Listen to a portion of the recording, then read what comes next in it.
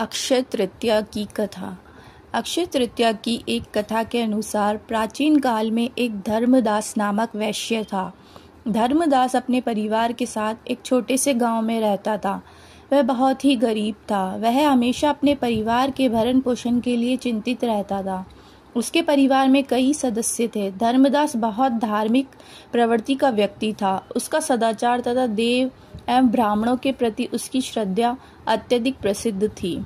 अक्षय तृतीया व्रत के महात्म्य को सुनने के पश्चात उसने अक्षय तृतीया पर्व के आने पर सुबह जल्दी उठकर गंगा में स्नान करके विधि पूर्वक देवी देवताओं की पूजा की। व्रत के दिन सामर्थ्य अनुसार जल में भरे घड़े, पंखे, जौ, सत्तू, चावल, नमक, गेहूं, गुड़, घी, दही, सोना तथा वस्त्र आदि वस्तुएं भगवान के चरणों में रखकर ब्राह्मणों को अर्पित की। यह सब दान देखकर धर्मदास के परिवार वाले तथा उसकी पत्नी ने उसे रोकने की कोशिश की। उन्होंने कहा कि अगर धर्मदास इतना सब कुछ दान में दे देगा तो उसके परिवार का पालन पोषण कैसे होगा। फिर भी धर्मदास अपने दान और पुण्य के कर्म से विचलित नहीं हुआ और उसने ब्राह्मणों को कई प्रकार का दान दिया। उसके जीवन में जब भी अक्षय तृतीया का पावन पर्व आया, प्रत्येक बार धर्मदास ने विधि से इस दिन पूजा एवं दान आदि कर्म किया।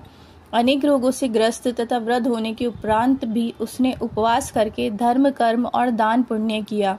यही वैश्य दूसरे अगले जन्म में कुशावती का राजा हुआ। मान्यता है कि अक्षय तृतीया के दिन किए गए दान पुण्य व पूजन के कारण वह अपने अगले जन्म में बहुत धनी एवं प्रतापी राजा बना। वह इतना धनी और प्रतापी राजा था कि त्रिदेव तक उसके दरबार में अक्षय तृतीया के दिन ब्राह्मण का वेश धारण करके उसके महायज्ञ में शामिल होते थे। अपनी श्रद्धा और भक्ति का उसे कभी घमंड नहीं हुआ।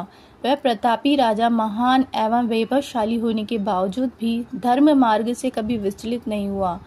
माना जाता है कि यही राजा आगे के जन्मों में भारत के प्रसिद्ध सम्राट चंद्रगुप्त के रूप में पैदा हुए थे।